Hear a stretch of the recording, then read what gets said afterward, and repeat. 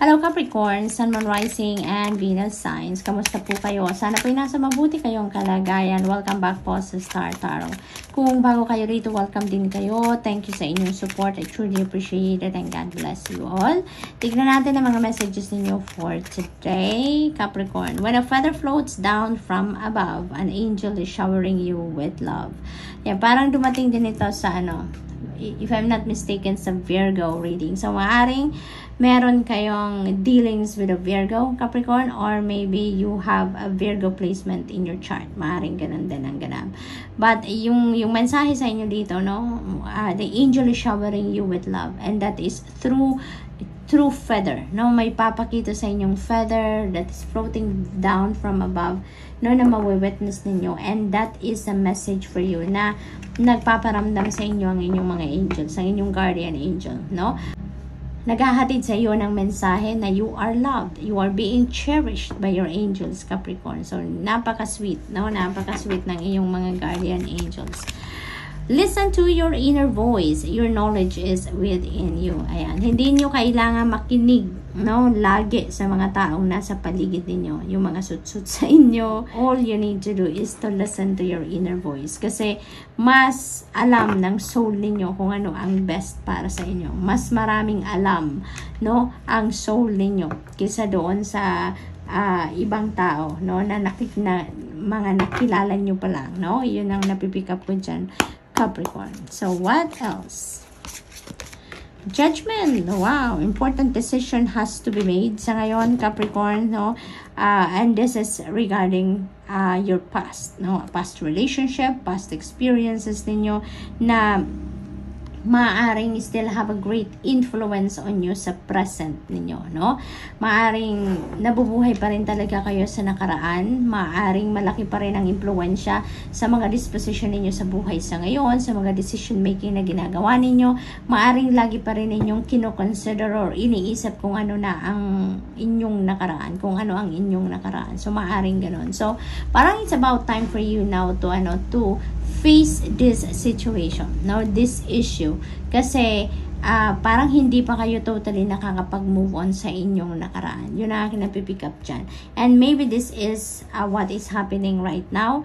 Maaring may sitwasyon kayo in the past na unaddressed, remained unaddressed until now. Kaya maybe the same situation is appearing sa ngayon, Maaring same scenario is resurfacing ngayon, kaya nahaharap muli kayo sa same situation, same circumstances. Kaya this is an important judgment call for you, Capricorn, na it's either haharapin na ninyo, susolusyonan nyo na, or you are letting it slip away again, kumbaga, yung parang siguro papalampasin nyo na lang uli hanggang sa lumipas na lang muli. Yung parang ganun ba, So, this is an important judgment call for you, This is a time na kailangan ninyong pag-isipan mabuti ang inyong gagawing desisyon. So, it's time to take action, Capricorn. It's time to take action, Hindi pwedeng mamaya na, hindi pwedeng sa makalawa na, kasi mamaya niyan, iba na naman ang magiging sitwasyon ninyo, It may be getting more complicated, Maaring ganun ang sitwasyon. Kaya, parang ang advice sa inyo dito, take action now. Don't procrastinate anymore. Take action now. Nang sa gayon, ma-address na ninyo kung ano man ang kailangan ninyong ma-address sa ngayon. Okay? 5 of Cups. Ayan. So, sadness, may lungkot, may pinanghihinayangan, may regret ang iba sa inyo dito, Capricorn. So, feels like this is all related, yung tatlong energies na to. Maybe isang sitwasyon lang ito, So, of course, this is not going to resonate with everyone. So, just take as it resonates po. Okay, Capricorn? Maaaring ang iba sa inyo may kinalulungkot dito, and maybe that this is still related to your past. Maaaring you're still attached talaga sa kung ano na ang nakaraan sa inyo. Maaring this is past relationship. You're still attached to it. Masyado pa siguro kayong hindi pa talaga kayo nakakapag-move on dito totally, Kaya may lungkot pa rin kayong nararamdaman. Maaring may mga regret kayong nararamdaman dito. Kaya siguro yun din, yung regret na yun din siguro ang nagpiprevent sa inyo para maka-move on na kayo. dahil maaring umaasa pa kayong may magagawa pa kayo, no? But that's still done. It's done. It's in the past already, no? I don't know, diba? Kung meron pa kayong magagawa because it's done, no? What you can do right now is to face this, kung ano man ang addressed issue dito sa judgment energy, whatever this represents for you, no? Maaring yun ang kailangan ninyong gawin sa ngayon. Kaya meron tayong action card dito because this is encouraging you to take action now, face it, no? At pagdesisyonan ninyo kung ano ang kailangan ninyong pagdesisyonan sa gayon, you know? Maalis na din yung sadness sa puso ninyo, makapag-move on na kayo, you can start a new life on a clean slate kapag na-address nyo na kung ano man ang unaddressed situation na to, no? Nahatid ng inyong nakaraan, no, Capricorn? So, that's all I have for you for today. I hope nakatulong ang mga mensaheng ito in some way. Thank you for watching. Love and light. Namaste. Hello Virgo, Sun, Moon, Rising, and Venus signs. Kamusta po kayo? Sana po ay nasa mabuti kayong kalagayan. Welcome back po sa Star Tarot. Kung bago kayo dito, welcome din kayo. Thank you sa inyong support. I truly appreciate it and God bless you all. Tingnan natin ang mga messages ninyo for Virgo. Kung ano mensahe ninyo, when a feather floats down from above, an angel is showering you with love. Ayan, napaka-sweet naman ang guardian angel ninyo.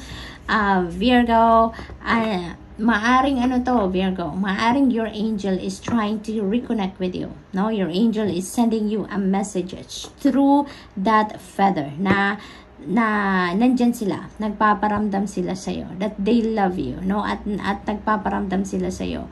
They are connecting with you, not to let you know that they love you, no? What else? We also have, don't listen to others as the messages you are receiving are correct. Ayan.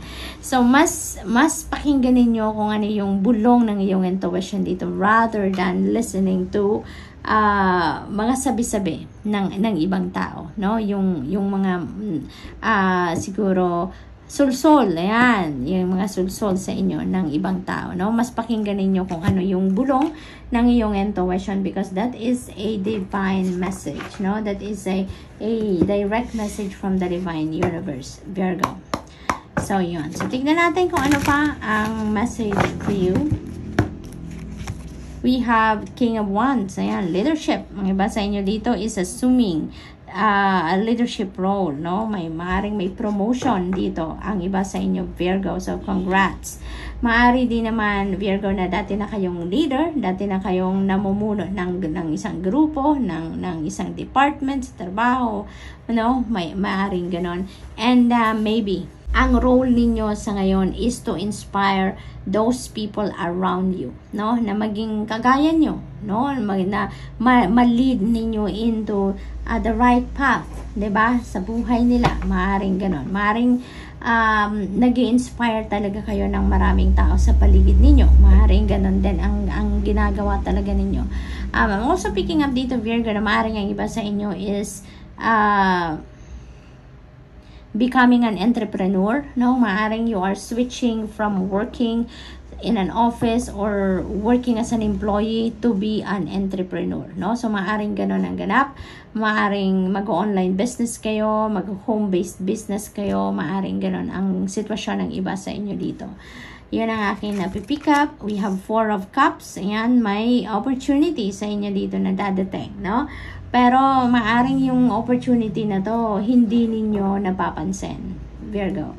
Maaring there is an opportunity knocking on your door pero hindi ninyo napapansin because maybe you're feeling bored, you're feeling indifferent, you are feeling isolated, no? Yung ina-isolate niyo ang sarili ninyo, maaring ganon, for some reason. So, ayun, this is a heads up for you. If you are listening, no, sa messaging na to, maaring pukaw ito sa inyo na, teka lang, no? Even if you are focused on something else, open your eyes at look around because there is an opportunity knocking on your door sa ngayon. And maybe, Virgo, that is one thing na talagang magbubukas ng iyong puso muli, no? Na magkaroon uli kayo ng passion, magkaroon muli kayo ng gana, 'di ba? Sa buhay, sa pagtatrabaho or sa sa mga ganap, no? Sa inyo. So, yung ganun ba, no? Yung parang maiba naman yung sitwasyon ninyo, no? So, look around dahil nandyan lang yan sa inyong tabi, no? Nasa inyong paligid ang opportunity na yan. So, what else? We have 4 of Pentacles. We have 2 fours. We have 4 Pentacles and 4 of Cups. So, I suggest Virgo that please look up for the meaning of number 44 for more guidance to. Okay? Kasi, ano to, synchronicity ito. So, this is a message, no? There is an extra message or guidance or input na gustong iparating sa inyo ang universe, no? So, please look up for the meaning of number 44 kung meron kayong oras. And this is about money, Virgo. Maaring ang iba sa inyo dito is walang control sa paghahawak ng inyong pera, no? Maaring hindi ninyo nasusunod ang budget plan ninyo, maaring nag-overspend kayo, no? Maaring ganun din ang ganap. Maaring naman na super save kayo at wala din naman kayo, yung parang hirap na hirap kayong magbitaw ng pera even for necessity, no? Maaring ganun din ang ganap ng iba dito. So, ang message sa inyo dito is take control of your money, no? Ayusin ninyo yung yung parang magkaroon kayo dito ng balance. Ayan, thank you Spirit. Magkaroon kayo ng balance sa pag-manage ng inyong pera.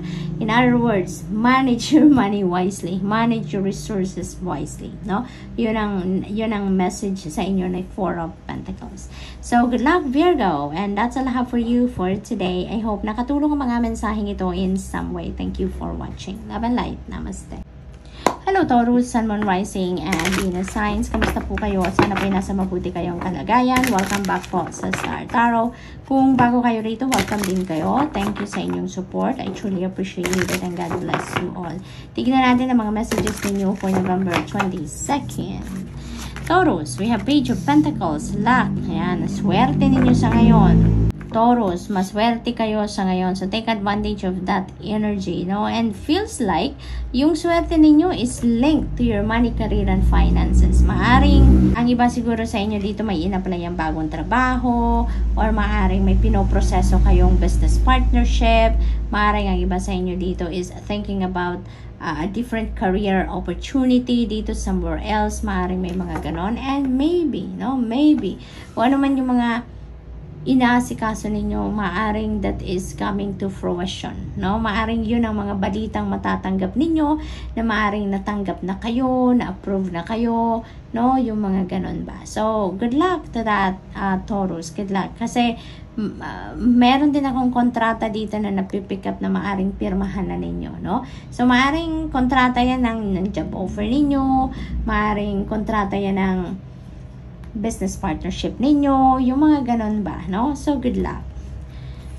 So, we also have the Hanged Man. Ayan, so talagang hinihintay, no? Maaring ang hinihintay ninyo na mga bagay na to, mga pinoproseso ninyo, mga in-applyan ninyo, maybe, here you go.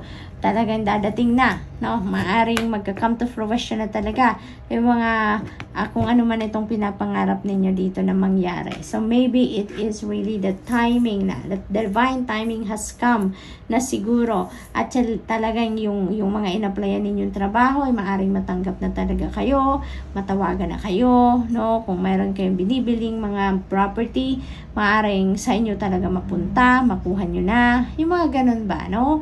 Mga business opportunity na maaring ina-applyan ninyo, na-approve na talaga. So, maaring mga ganon ang ganap dito for you, Taurus, na kung ano man ang inyong ini-expect, ano man ang inyong hinihintay, ay maaaring mangyari na talaga. And maybe yung news na parating sa inyo dito ay yun, yung magdadala ng balita. Yun ang nilalaman ng balita, no? Na parating. And that is going to change, no? That is going to change your situation, no? Maraming pagbabagong maaring maganap dito sa buhay ninyo around this time dahil doon sa mga news na parating. So, we have King of Cups. Ayan. There are commitments dito na maaring mangyari. So, maybe talaga you're going to commit to a company, you're going to commit yourself to a person, maari din ganon, no? Pagdating naman ito siguro sa mga relationship, no? Love and romantic relationship, that is also possible around this time, na maaring meron kayong magkakaroon na kayo ngayon or mag-i-enter na kayo into a love and romantic relationship siguro, no? Maaring ganun. Or maybe this is a commitment to a business partnership. Maaring ganun talaga. So, papunta talaga doon, ano, yung napipick up kong mga mensahe para sa inyo sa ngayon. For others of you, you know, parang ang naririnig ko din, whirlwind romance, Taurus.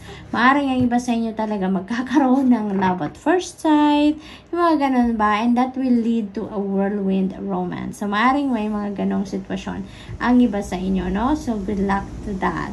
Masaya lang. Diba, may kilig factor dito ang napipick up ko for some of you. And also, Taurus, you know, with the changes, no? Kasi magkakaroon dito ng transition, diba? There is a change coming up dito sa inyong sitwasyon. You are divinely guided, no? Sa mga bagay na yan, patungo kayo doon sa adjustment period, you know, you are divinely guided, no? You will be highly intuitive and highly sensitive around this time. Kaya make sure that you listen, no, and follow what your intuition is telling you. Dahil may gabay ang divine universe na pinapadala sa inyo dito to help you navigate your new situation sa buhay ninyo sa ngayon. So, Taurus, that's all I have for you for today. I hope nakatulong ang mga mensahe ito in some way. Thank you for watching. Love and light. Namaste.